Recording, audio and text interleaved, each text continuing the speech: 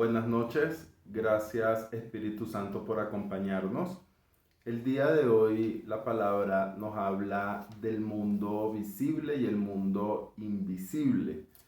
Un dato curioso, un gran poeta, un gran dramaturgo, un gran escritor como lo fue William Shakespeare en dos obras grandemente reconocidas, cita dos declaraciones. Una es: hay más cosas en el cielo y en la tierra, Horacio, que todas las que puedas imaginar.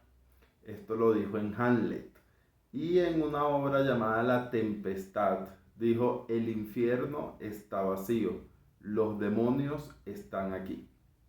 Me parece curioso esta última y sobre todo por la obra La Tempestad, porque cuando uno busca en la palabra esa historia de la tormenta, cuando están cruzando el lago, justamente después que cruzan el lago y después de la tormenta, que los discípulos estaban asustados y Jesús calmó la tempestad, llegaron a la otra costa y el primer milagro que hizo Jesús fue el del hombre endemoniado. Reprender unos espíritus malignos que estaban dentro de un hombre. Y justo Shakespeare en esa obra La Tempestad dice: el infierno está vacío, los demonios están aquí. Lo cierto es que no hace falta leer Hamlet o leer La Tempestad para saber que el autor al menos parcialmente tenía razón en ambas declaraciones.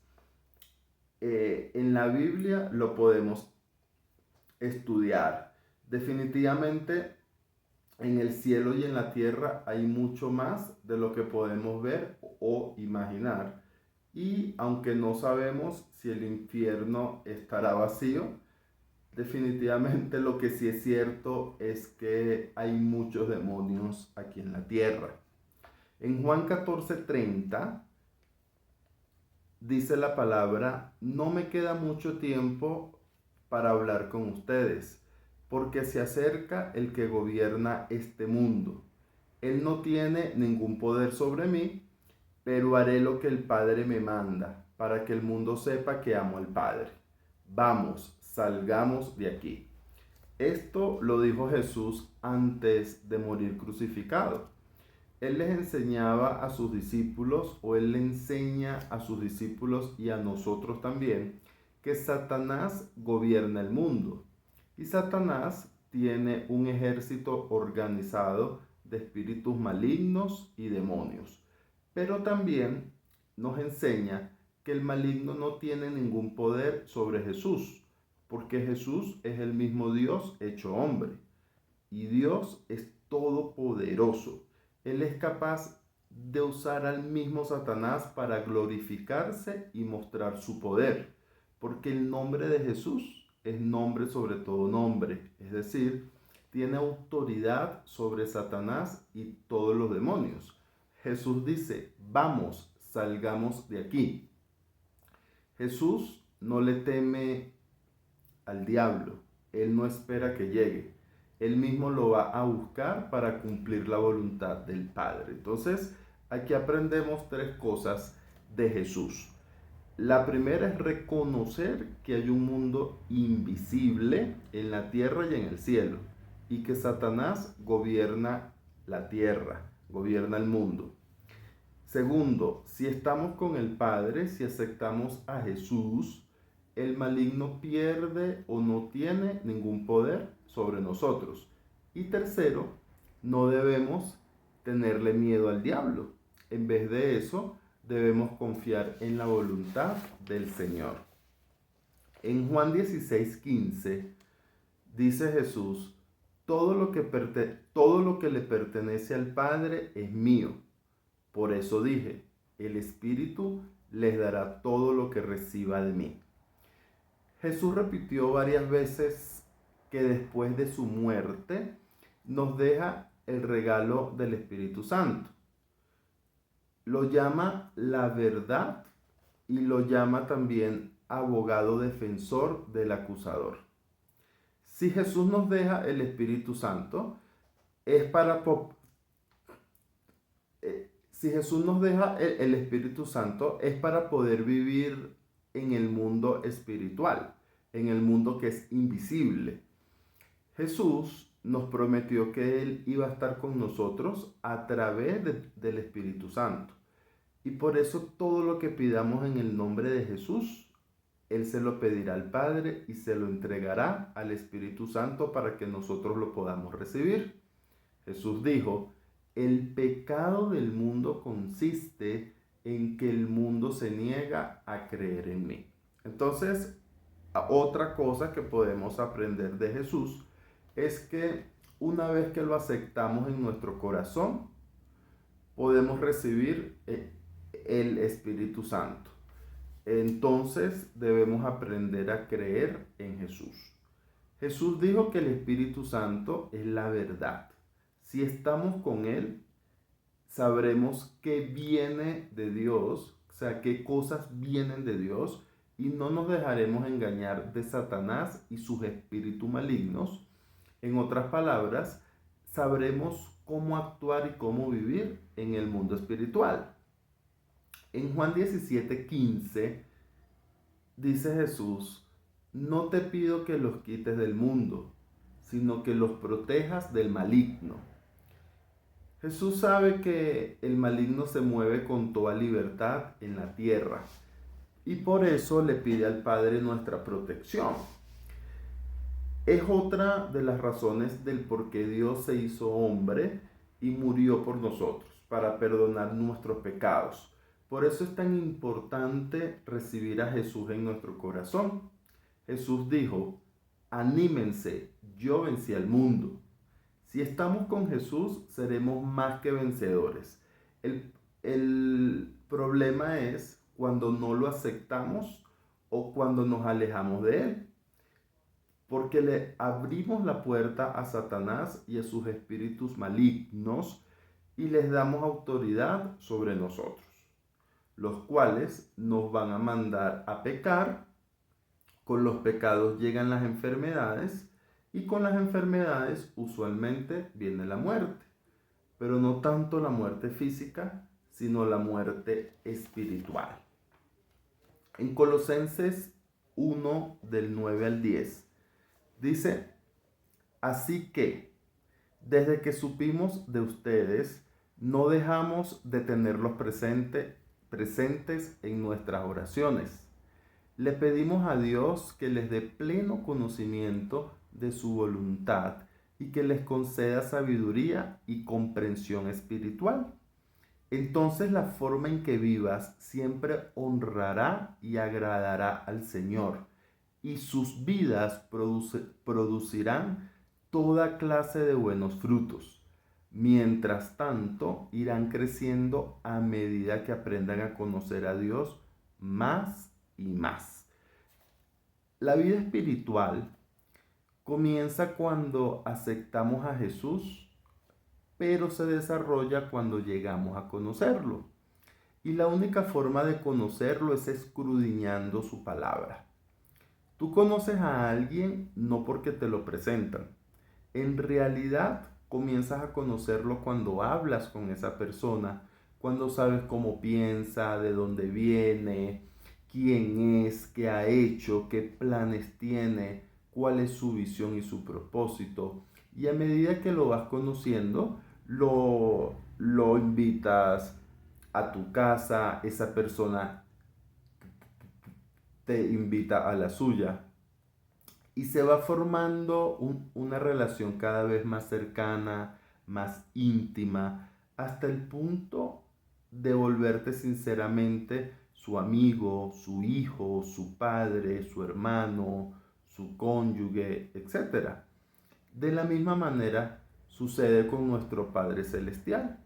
La única forma de conocer a Dios, Jesús y el Espíritu Santo es a través de su palabra, conociendo lo que Él dice, cómo piensa, cuáles son sus instrucciones, mandatos, señales, advertencias, sus pactos, sus promesas, sus planes, sus propósitos, su poder, su fuerza, su sabiduría, su unción, su bendición y muchas cosas más. Dios nos quiere enseñar a vivir el mundo invisible, porque este es más grande y mucho más importante de lo que se puede ver físicamente. Conocerlo nos va a dar una nueva forma de vivir, una nueva forma de pensar, porque porque conocerlo nos va a dar una nueva forma de ver, nos va a correr el velo para que podamos ver con los ojos espirituales lo invisible, lo que no podemos ver con los ojos humanos. Renovará nuestra mente, nuestros sentimientos, nuestras emociones, mantendrá vivo nuestro espíritu en gozo, en alegría, en perdón, en amor. Y nuestras vidas producirán toda clase de buenos frutos. Fe es creer en Jesús. Otra vez, fe es creer en Jesús.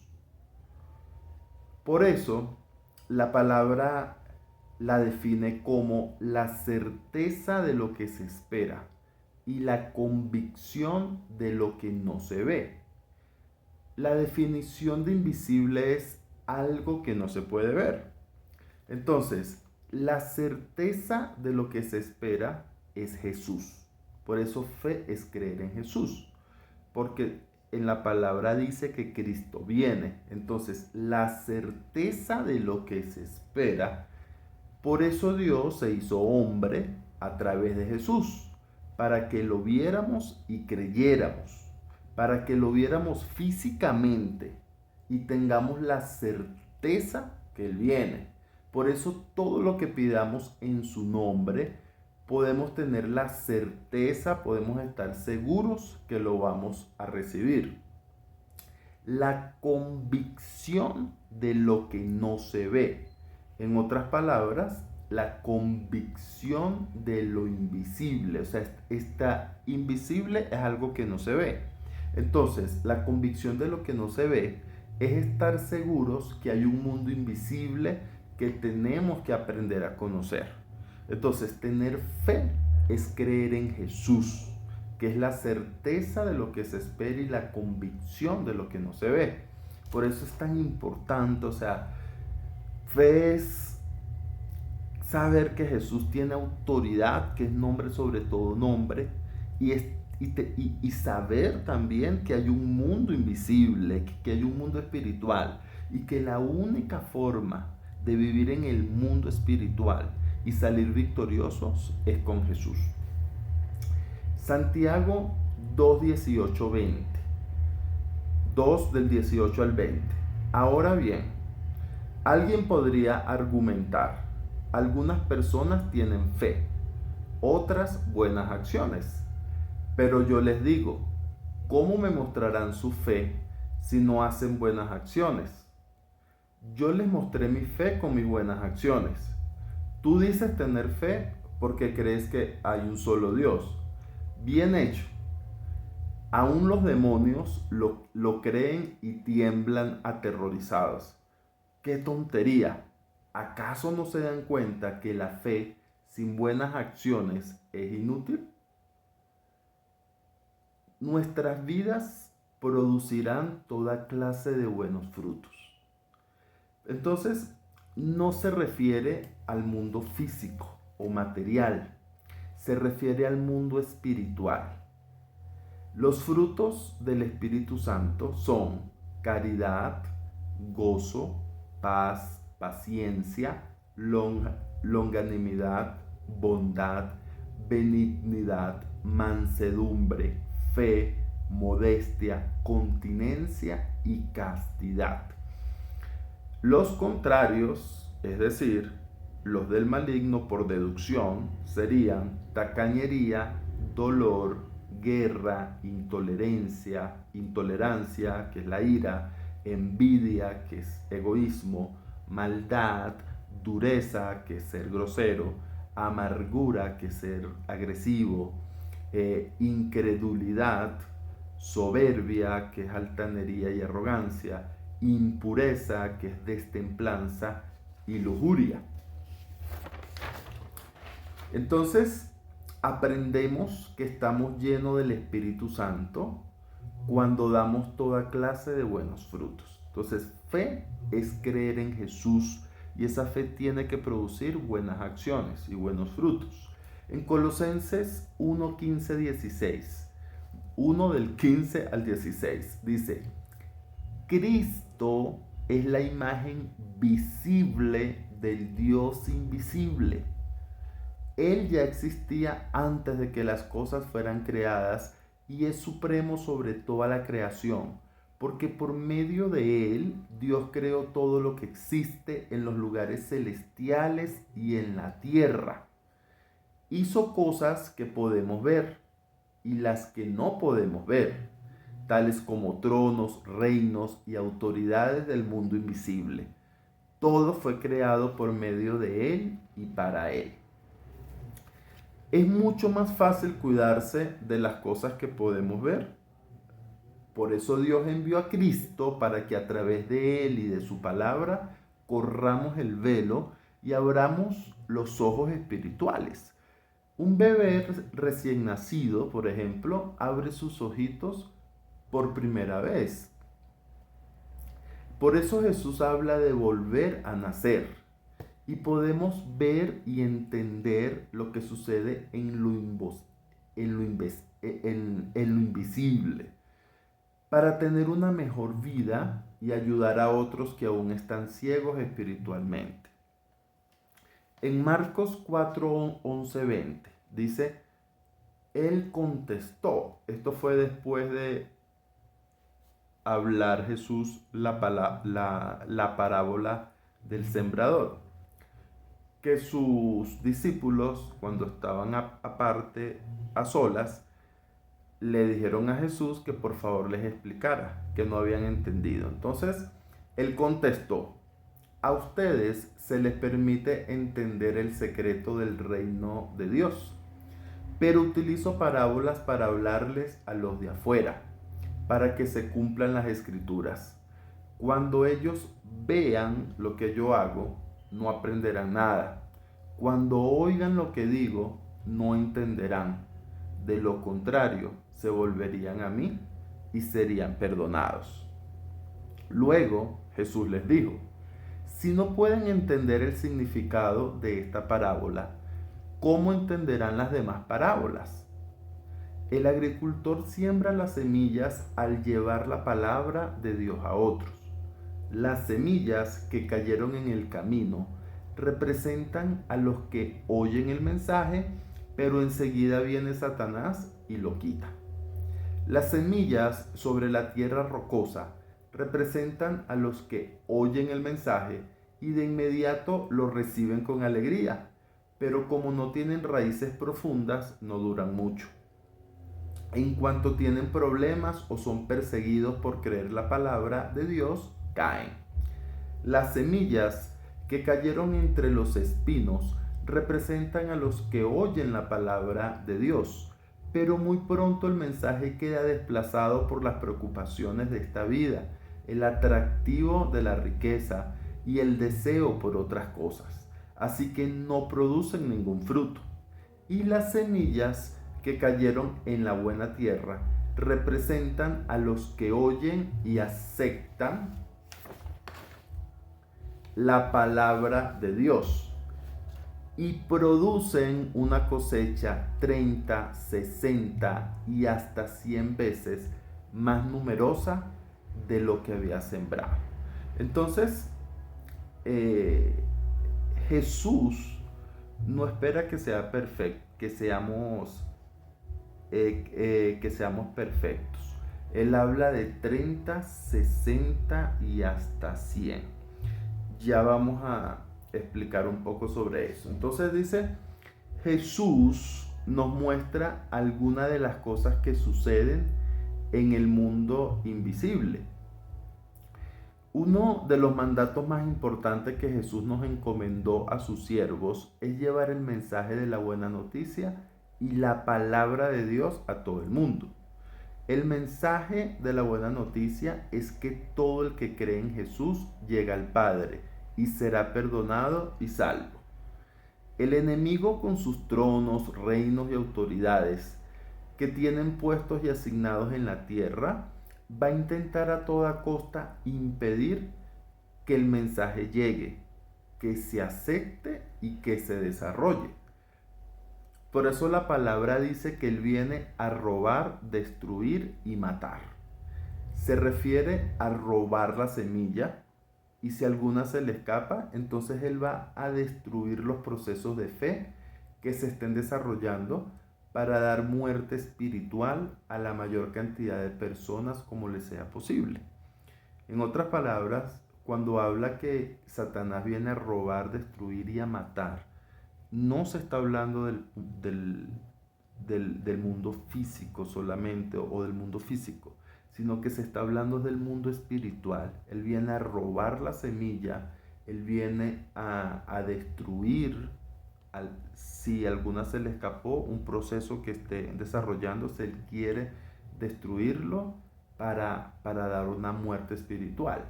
Entonces, primero, la quita, roba la semilla.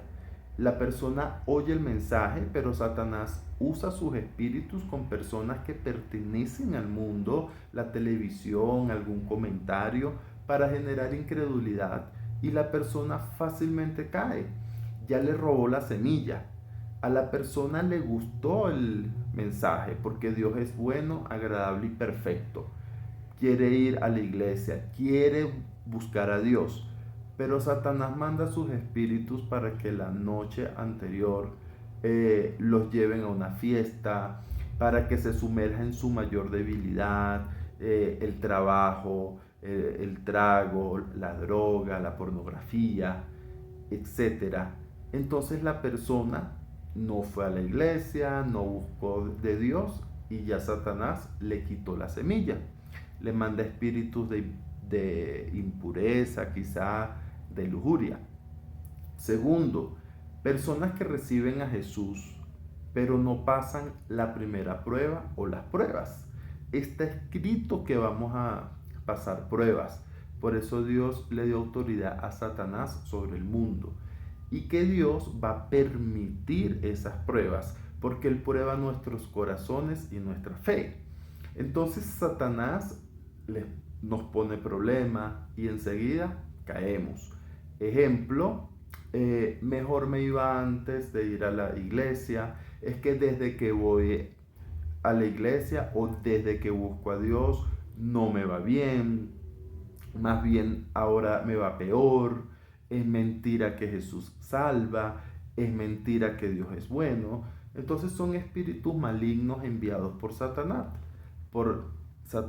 quizás espíritus de incredulidad, de dolor. Tercero, las personas que conocen de Dios pasan algunas pruebas. Dios los comienza a bendecir, a prosperar, a sanar.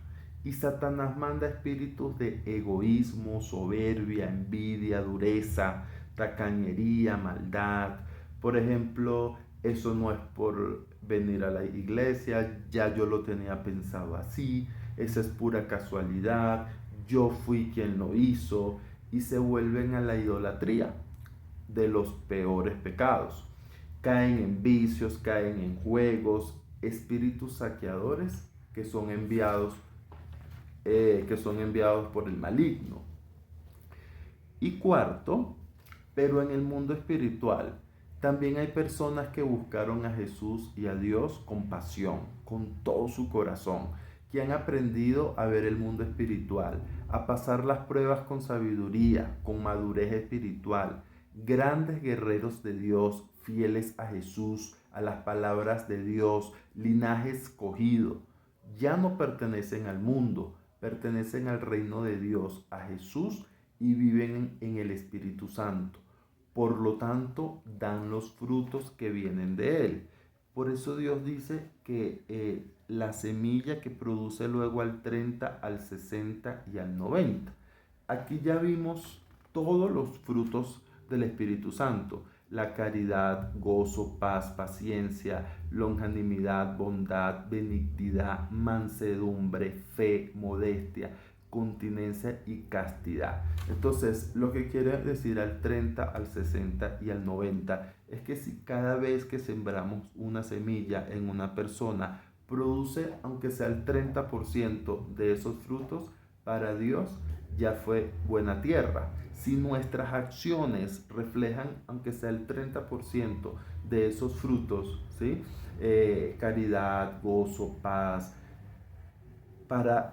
ante los ojos de Dios somos buenas personas. Al 60 pues mucho mejor, y al 100 pues prácticamente seríamos santos. Entonces Dios quiere que entendamos que Satanás se va a valer de cualquier cosa para tratar de engañarnos y alejarnos de Dios, y que sus espíritus tienen jerarquía, son organizados, trabajan juntos, y que a mayor fe, más grande es el ataque. Pero si estamos con el Espíritu Santo, que es la verdad y abogado defensor, es decir, es verdad y justicia, que es Él que nos habla directamente desde Jesús y el Padre Celestial, Todopoderoso, el Señor de los ejércitos celestiales. Entonces vamos a saber qué viene de Dios y qué no viene de Dios, y no nos vamos a dejar engañar por Satanás, porque Satanás va a tratar de usar a cualquiera. Por ejemplo, en Marcos 8:33 dice: Jesús se dio la vuelta, miró a sus discípulos y reprendió a Pedro. Aléjate de mí, Satanás.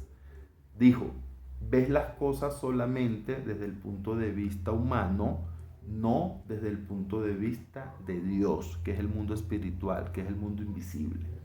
La palabra dice que antes Pedro se lo había llevado aparte y empezó a reprender a Jesús por decir semejantes cosas. Las cosas que decía Jesús era cuando les estaba anunciando que tendría que sufrir muchas cosas terribles y morir.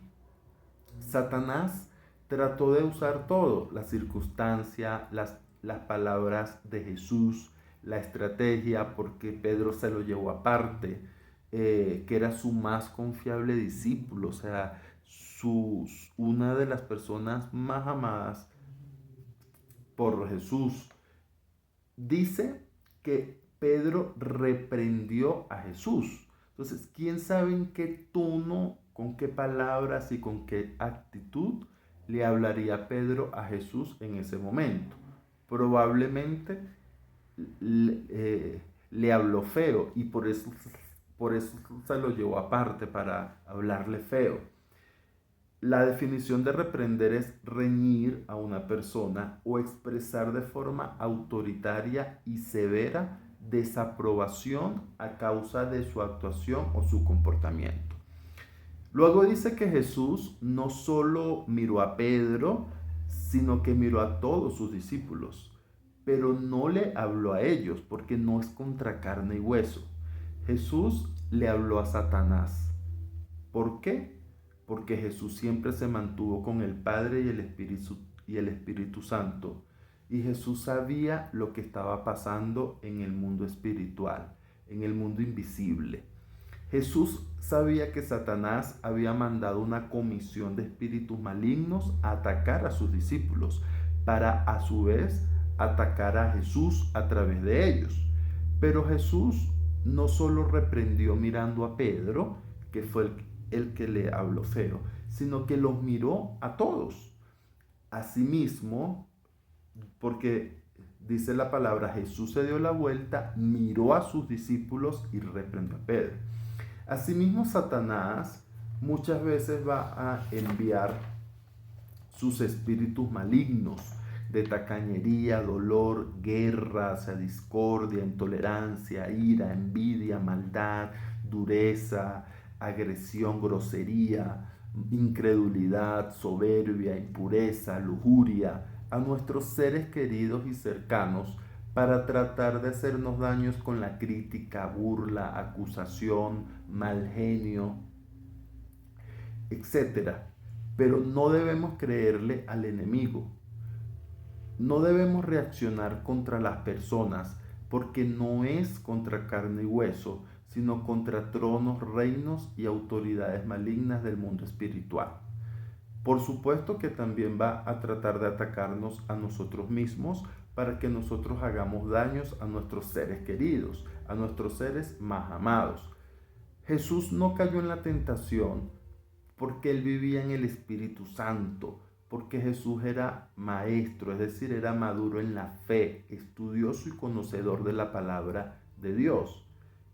¿Qué debemos hacer?